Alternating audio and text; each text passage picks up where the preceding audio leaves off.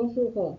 Aujourd'hui, j'ai le plaisir de vous présenter mon analyse concernant un modèle d'architecture paramétrique très connu, qui est le modèle réalisé par l'architecte Sarah Hadid. Donc moi, ce que j'ai fait est en Chine, et donc ce que j'ai pris, vous voyez dans l'image à droite, ce que j'ai pris c'est le modèle. Je n'ai pas essayé de faire la rétroconception dans ces cas-là, sinon la procédure à suivre pour pouvoir arriver à un modèle de ce type, avec quel type de paramètres et comment s'organiser pour le faire. Il faut savoir que Sarah Hadid, pour ça, il a pris un chemin comme des espaces liés, parce que son souhait, c'était l'accompagnement d'une rivière. Donc, cette façon de faire les courbes, c'est pas non plus capricieux ni arbitraire, c'était en réponse à un critère esthétique et spatial au départ. Voilà, donc organisé comme une série de volumes fluides, des couches et des surfaces interconnectées avec des cours et des paysages. La conception définit une séquence d'espaces culturels et récréatifs intérieurs et extérieurs pour sa communauté. Les bâtiments contribuent également à relier les quartiers commerciaux et résidentiels de la ville au nord et au parc sud. Et c'est ce que j'annonce toujours dans mes vidéos, c'est cet aspect essentiel de la conception architecturale, que c'est le fait de partir d'un leitmotiv, c'est-à-dire d'une base qui va structurer et va donner forme à tout notre projet. Et sans ça, c'est un jeu de formes arbitraire et ça n'a aucun sens. Ça ne contribue pas disons, à la bonne qualité architecturale du résultat. Alors, il faut savoir que ces centres culturels qui se trouvent en Chine, c'est une base qui a été prise par Sarah Hadid, qui est la référence de tout ce qui est architecture paramétrique. Et il faut savoir qu'est-ce que l'architecture paramétrique, comme ça, en deux mots. On va régler une forme qu'on peut paramétrer avec des longueurs, des angles, avec des coordonnées par rapport à un point de repère, et avec des repères de distance, d'angle entre des éléments. Il y a bien d'autres aussi à considérer. Et une contrainte, c'est un paramètre que l'on décide de rendre non modifiable, c'est-à-dire qu'on a des contraintes qui sont fixées au départ par rapport à un certain projet, et on a les paramètres, c'est-à-dire comment on peut jouer avec la forme, mais d'une façon volontaire, consciente, et c'est pas un jeu de formes, c'est justement de pouvoir aboutir à un résultat spatial tel qu'on voit dans le résultat de cette magnifique œuvre de Sarah Hadid. Alors, j'insiste là sur ces points. La modélisation paramétrique permet de concevoir des bâtiments aux formes complexes et innovantes. Les paramétristes, un style né au sein de prestigieux cabinets d'architecture de Sarah Hadid, incarnent parfaitement cette avancée. Ils donnent une identité et une signature architecturale unique, transformant chaque bâtiment en œuvre d'art. J'aime beaucoup cette définition parce que je crois que ça représente beaucoup son travail, parce que son travail c'est vraiment un travail du sérieux, c'est pas un jeu pour les jeux des formes et voir qu'est-ce que ça donne avec les optimisations sur Dynamo.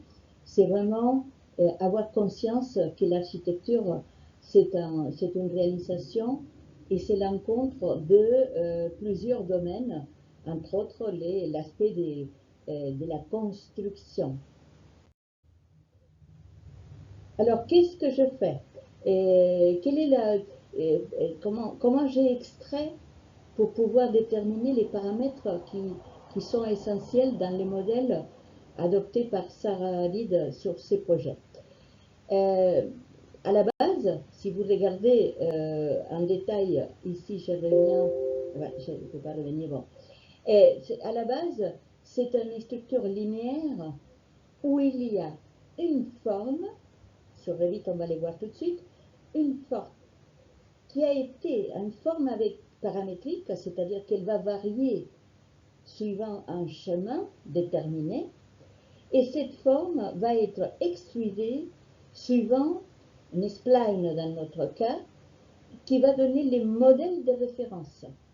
Et on va pouvoir jouer avec changement de rayon, changement de distance entre les éléments, changement de la volumétrie totale en fonction de longueur et largeur. Voilà. Donc, comment j'ai commencé? J'ai commencé avec une famille paramétrique que vous connaissez très bien, avec une forme, la création d'une forme paramétrique, avec des références. Vous voyez que là, je fais pivoter des références autour d'un axe. Voilà ce que ça donne, la totalité. Et j'ai rajouté des points à une distance du centre.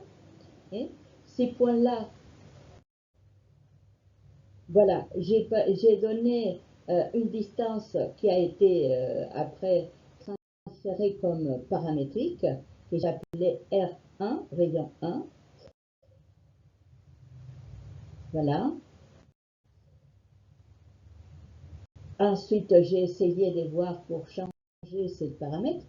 Et j'ai inséré également, dans un deuxième temps, j'ai inséré des points de référence qui se trouvent intercalés comme vous voyez, dans les axes, pour pouvoir travailler sur une forme qu'après, par la suite, vous allez voir, je vais pouvoir modifier en fonction si je détermine une distance entre les points, et les premiers points et les deuxièmes points, et ensuite, si je détermine aussi là, les rayons 1 et les rayons 2. Vous voyez là, j'ai configuré tous les points autour de ces centres, le deuxième point, et j'appelais rayon 2. Voilà, et donc là, ça me donne les deux rayons. J'ai paramétré également ces rayons, et il y a un autre paramètre que j'ai souhaité aussi, que c'était vraiment pour pouvoir produire la forme du modèle. Il me fallait aussi également pouvoir agrandir ou réduire la distance entre les rayons 1 et les rayons 2, ce qui donnait des formes qui changeaient, comme on voit là.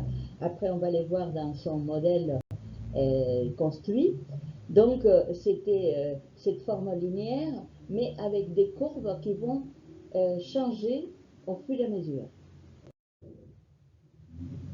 J'ai appelé ces paramètres numéros, c'est-à-dire que c'est les rapports de distance entre les deux. Et si vous voyez dans mes paramètres, les rayons 1, j'ai décidé que c'est égal à rayon 2 multiplié par ces chiffres-là qui va donner le rapport de distance entre les deux rayons. Voilà, et ça donne alors le deuxième paramètre, deuxième rayon.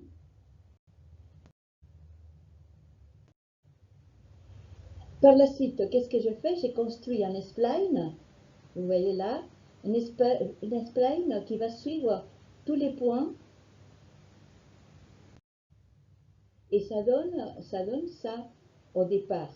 Mais si je change bien évidemment les rayons, ou si je change les rapports entre la distance 1 et la distance 2, ça va donner des formes différentes. Et si mon rapport, et ça c'est intéressant de voir là, si la forme, si le rapport est 1, je vais avoir un cercle, parce qu'il n'y a pas de distance entre les premiers rayons et les deuxièmes. Donc forcément, on a un cercle résultat. Si on augmente, par exemple, on dit 1.5, on a, vous voyez la forme que vous voyez à gauche.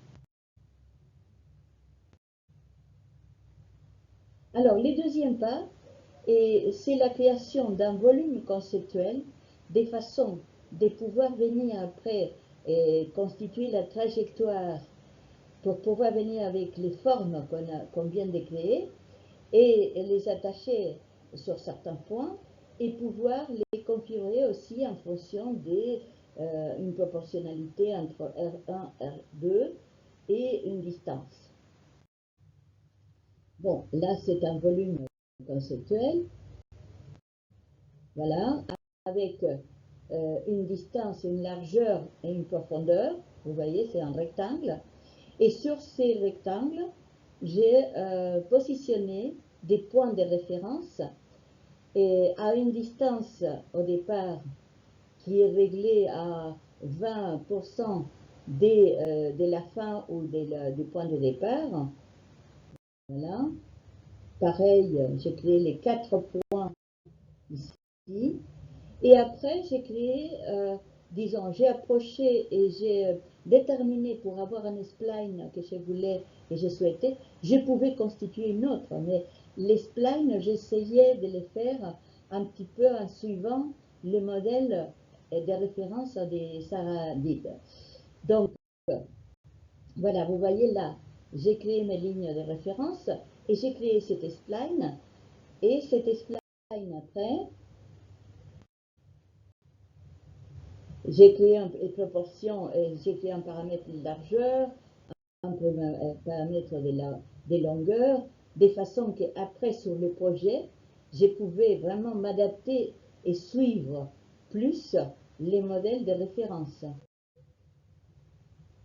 Là, en principe, j'ai pris 30 mètres et 5 mètres, mais voilà, c'est un petit peu, là c'est approximatif, hein, c'est pas...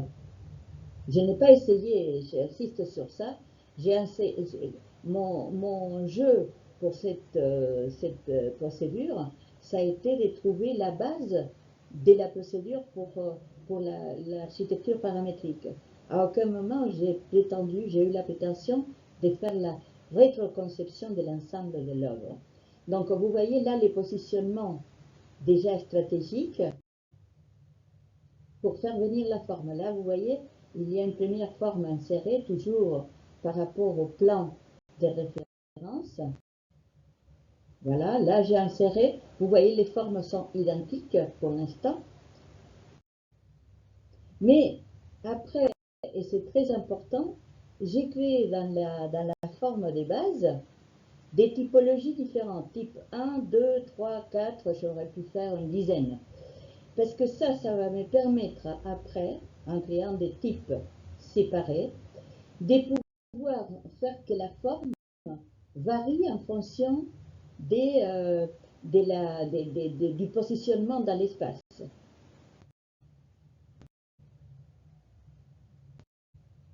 Voilà, par exemple, là, je prends toujours 80% des rapports entre R1 et R2.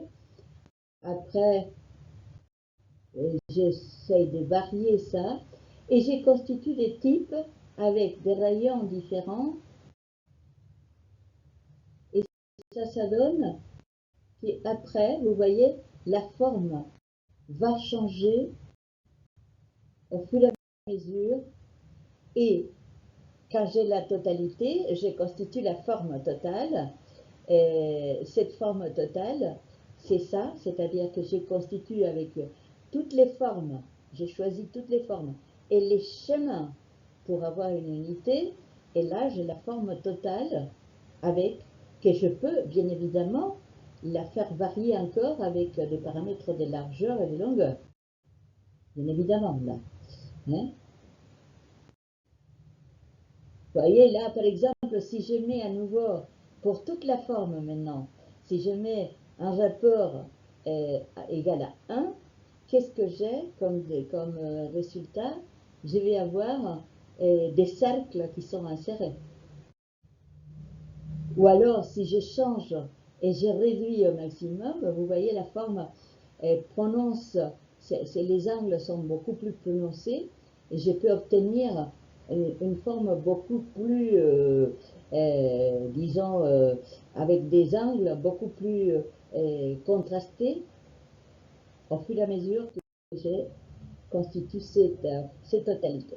Alors c'est très important ici, parce qu'il y a un aspect aussi à considérer, que cette forme, quand on l'insère, si on voit les modèles de référence qu'on a pris pour cet exemple, et vous allez voir qu'il y a parfois il y a du vitrage, parfois il y a des murs, parfois il y a... Bon, alors comment on fait, comment on procède pour obtenir ça sur Revit dans la famille?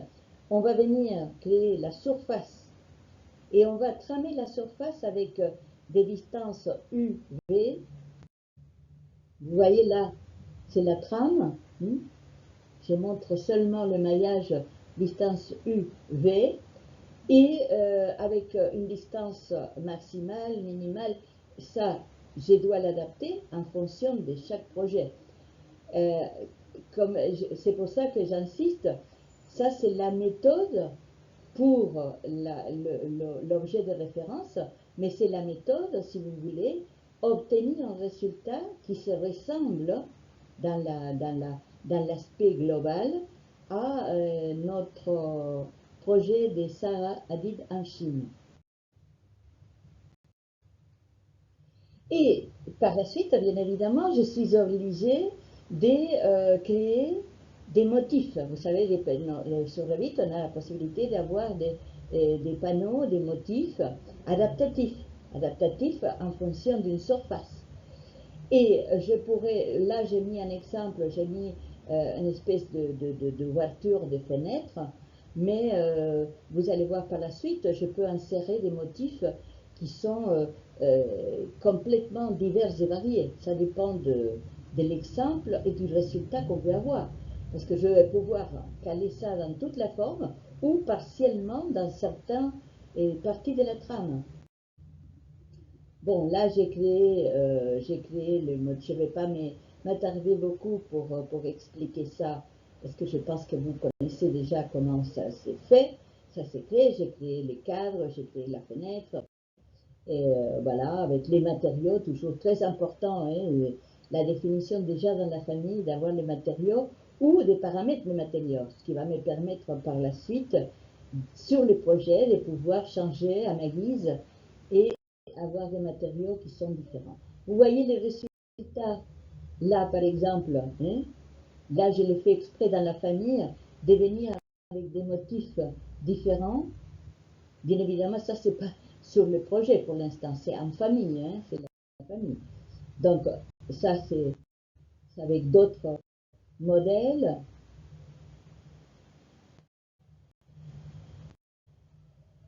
Et voilà, donc après, on va revenir pour voir le résultat sur le projet, parce que sur le projet, je vais venir avec cette famille, déjà famille globale, avec ces motifs, et je vais pouvoir les gérer directement sur le projet. Là, par exemple, moi j'ai fait exprès de faire, au lieu d'avoir une structure avec des splines, avoir une structure linéaire, et vous voyez les résultats. Ça, je n'ai pas répété parce que c'est toute la même procédure, sauf qu'ici, je vous ai fait exprès, j'ai fait la matérialité d'un côté avec une trame, d'un côté une apparence brique par exemple, et de l'autre côté une apparence à niveau des fenêtres ou des ouvertures ou des murs rideaux, ou ce que vous souhaitez. Voilà. Et là, ce que je vous montre, c'est qu'évidemment, pour l'exemple qu'on a, et je ne peux pas partir de la totalité de la forme, parce que si je pars de la totalité de la forme, quand je l'insère sur le projet, c'est un volume total. Et là, j'ai besoin justement que ça soit la toiture, une partie de la forme. Donc là, j'ai répété la même procédure, mais je l'ai fait avec un spline que vous voyez, ça va de point A à 180 degrés, point B, et avec un spline qui se ressemble avec les mêmes paramètres qu'on avait tout à l'heure. Donc je répète ça sur l'insertion d'une forme. La forme maintenant, elle varie, mais elle varie en fonction des nouveaux modèles qu'on a. Là, je vois la surface totale avec ce nouveau modèle. La délimitation à niveau des créations d'un maillage avec un UV déjà déterminé. Voilà. Là, je viens pour insérer à nouveau un motif, n'importe lequel, et quand vous allez voir la forme finale de ces projets, il y a un aspect assez, c'est-à-dire que les courbes dans les deux sens font que c'est assez agréable dans le sens où on, on marche entre les courbes, je dirais. C'est un projet où la courbe, c'est l'élément essentiel. Et là, par exemple, j'ai inventé, à partir de ce modèle, j'ai inventé une solution, vous voyez, compacte avec des fenêtres, mais à partir du même modèle, hein, à partir du même paramètre. Comme vous voyez, là, je peux faire ça, si je souhaite, quand je l'insère dans le projet, parce que pour ça, c'est déjà insérer la forme avec les motifs déjà adoptés, et je vais venir sur le projet pour l'adapter en fonction d'un certain critère.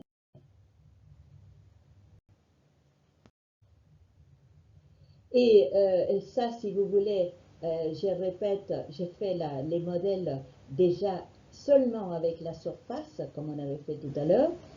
Et pour le projet, qu'est-ce que j'ai à rajouter après? J'ai à rajouter, bien évidemment, un volume de base qui va être traité en fonction des poteaux. Bon, là, j'ai fait une masse globale, mais j'aurais pu faire des parties où on a des poteaux, une partie où on a des fenêtres, une partie où on a... Ben, c'est pas non plus qu'il soit correspondant, la correspondance alignée avec la courbe, parce que je peux avoir des entrées, des sorties. Mais moi, pour faire vite, pour faire l'exemple, et la possibilité vraiment qu'il y a sur ce modèle, j'ai fait un volume qui suivait la courbe et j'ai appliqué, bon, à ces modèles, je viens appliquer par surface, je viens appliquer soit un mur rideau, soit des murs, soit voilà, et après, en dernier, je peux avoir des portes, des fenêtres. Bon, vous connaissez l'histoire, ça c'est en fonction de chaque projet, mais je voulais quand même dire qu'il faut compléter après, une fois qu'on a la forme paramétrique totale des bases, il faut compléter avec ça. Et ce qui est intéressant à voir ici, c'est que je vais pouvoir euh, ces modèles les décliner à l'infini, je dirais, avec des choix des matériaux, avec des choix des courbes pour la toiture, alors c'est un modèle paramétrique que je considère très très euh, riche, et c'est pour pouvoir l'exploiter. Vous voyez là, bon, c'est l'espace intérieur. Évidemment ici, il faut m'excuser pour la qualité parce que c'est pas. Je n'ai pas essayé ici d'arriver avec des rendus, des éclairages qui sont essentiels aussi hein, dans tout projet, mais je n'ai pas souhaité parce que si vous voulez, c'est la notion d'un exemple. Alors c'est pour ça que je suis restée dans un rendu réaliste, mais ce que je vous propose, c'est de faire l'essai sur Revit et vous allez voir que ces modèles ça donne vraiment du plaisir aux concepteurs. Parce qu'on peut jouer vraiment avec les formes dans l'espace et obtenir des résultats assez divers et variés. Voilà, bon, là, ça a été tout ce que je voulais dire. Si vous regardez les images, vous voyez comment on peut exploiter tout ce que je viens de dire, aussi bien à l'intérieur pour avoir des éclairages qui sont linéaires et qui vont suivre la courbe, ou comme dans des formes que vous voyez à droite, hein, qui vont répondre, parce que c'est essentiel. Cette grande architecte, et elle a une réponse qui est une réponse globale par rapport au problème. Et quand on voit des formes qui se déplacent, des hauteurs qui se déplacent, c'est pas capricieux non plus, ça répond à un programme. Hein. Ça répond, c'est pas un jeu volumique. Et voilà. Et la conclusion que je voulais vous apporter dans cette vidéo, et je vous remercie si vous pouvez donner un like si ça vous plaît, parce que ça me fait plaisir, moi, de voir que la vidéo que j'ai faite, c'est pas pour rien. Et puis, je l'ai fait avec beaucoup d'amour pour les gens qui sont passionnés de Revit. Et j'espère que tout ça, ça va vous plaire. Et alors, la modélisation paramétrique est la conception architecturale comme la haute couture est au monde du vêtement. Elle est faite sur mesure et avec un critère esthétique unique. Constructibilité et beauté de l'ensemble se marient pour le plaisir de celui qui va parcourir ces espaces. Voilà. Bon, je vous laisse venir si vous souhaitez à mon site internet bimconseil.com, me contacter quand vous le souhaitez, soit pour me dire bravo, soit pour me dire je n'ai pas du tout apprécié la façon comment vous travaillez. Bon, mais c'est vrai que j'ai quelques années d'expérience, le fait de transmettre aujourd'hui, c'est un grand plaisir pour moi. Je vous souhaite bonne continuation et je vous dis à la prochaine. Merci.